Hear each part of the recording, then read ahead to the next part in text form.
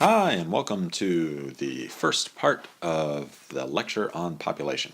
With population, we're going to be talking, first of all, about a couple of issues in demography. Now, demography is just a big old fancy word for the study of populations, including their size, including their growth, including, in some ways, their attributes.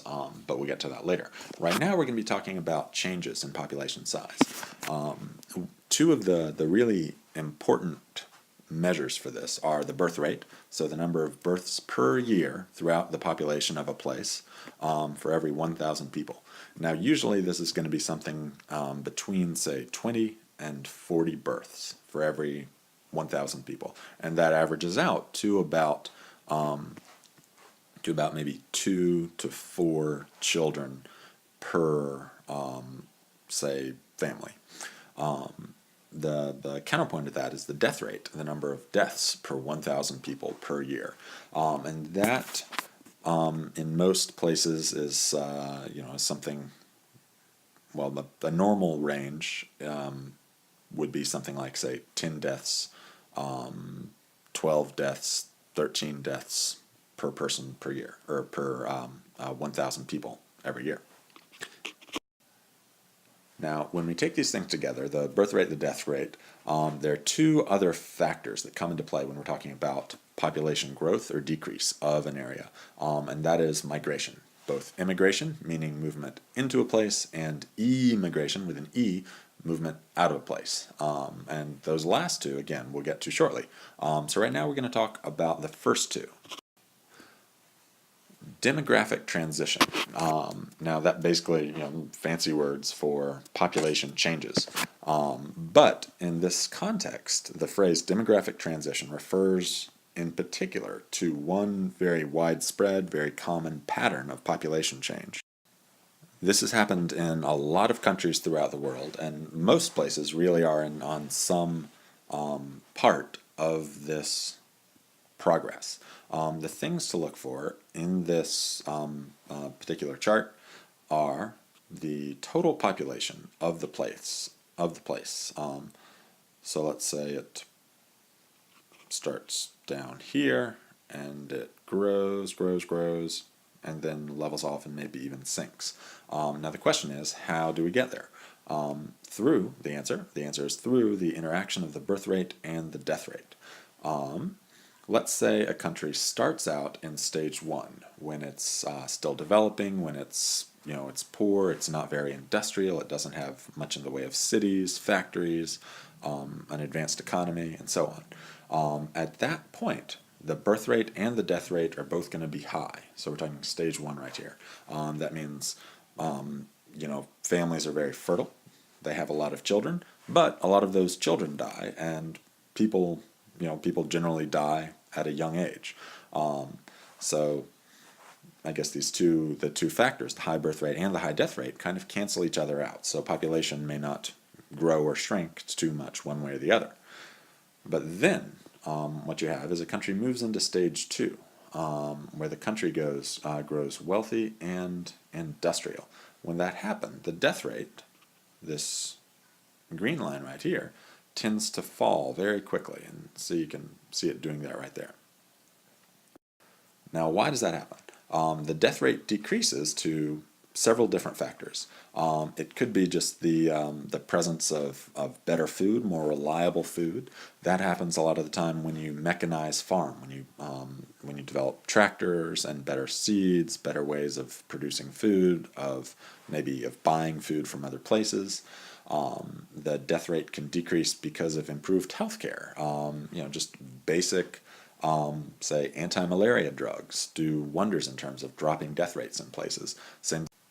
And that factor really goes together hand in hand with the next factor, access to better medicine and to technology.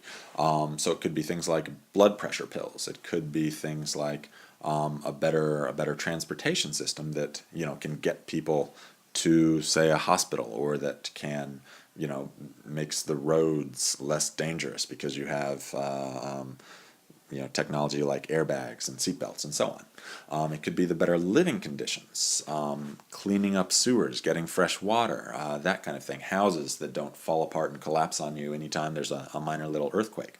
All these things happen very quickly when a country starts to grow more wealthy and has an immediate effect on the death rate. It occurred in Europe and North America many decades ago, even farther back than that in some places.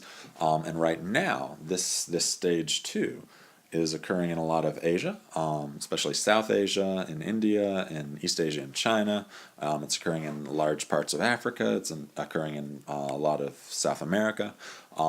And during this stage, you have the population, skyrocketing, getting much bigger. So there you can see the this kind of orangish line going up as the population grows quickly when the death rate falls. That's why a lot of the countries you look at now that are having large population growth are places like, say, India, or places like Brazil, places, you can look at Egypt, that death rates have fallen, but birth rates haven't quite caught up yet. Part of this. Birth rates start to decline, but not until stage 3. It takes a little longer. And in part, this is because birth rates decline due to cultural changes, which are slower to happen than the mostly technological changes or economic changes that pushed stage 2 when death rates declined. So in this stage 3, when you're having birth rates declining, this could happen for multiple reasons. So, for instance, when women gain access to education, when they start being able to get more interesting, more high-paying jobs, they're going to be able to both, they're going to both have a reason to want to, say, put off childbirth or have fewer children so they can devote themselves more to their job, and they're going to have maybe the economic power to make those decisions rather than having to rely on men who previously, in kind of earlier stages of the economy, of economic development, would have been making those decisions. Other cultural, mostly cultural reasons, not all of these are cultural, that involve the eventual decline of the birth rate include the delay of marriage. Like, 100 years ago, people in the U.S. got married at, say, at the age of 20 for women or something like that, and maybe 25 for men. Now it's about 30 for men and 28 or 25 for women.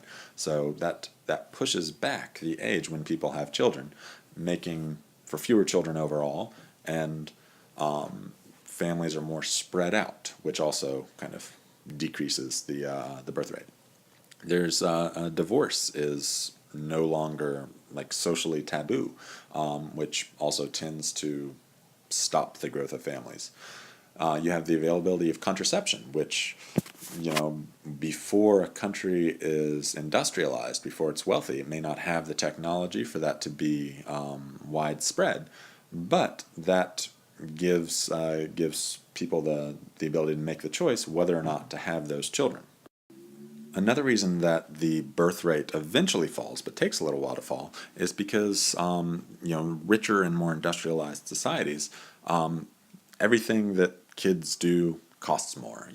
Ask your parents, how much does college cost these days? Well, kind of a lot. You're probably talking, high 5 figures, 6 figures, something like that. So when children cost that much, people just have fewer of them because you can't afford anymore. Also, and something in a kind of strange, is the drop in child mortality, which comes from the drop in the death rate over here in stage 2. So as the death rate drops, people, like before that happens, especially in agricultural societies where there's a lot of farming, say, people have to have a lot of children because they figure, well, okay, a lot of them are just going to die. So we need to have extras just as like an insurance package, people to farm after us, to take care of us when we're old, and so on. But as the death rate drops, and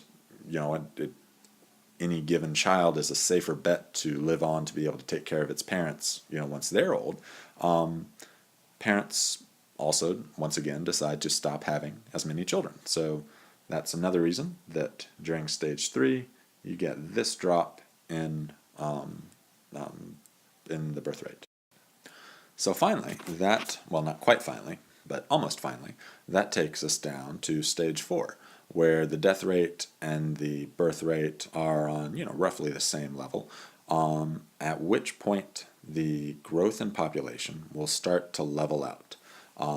And places like France, places like the US, which are very advanced economies, but nevertheless have higher than usual birth rates, are about at this stage.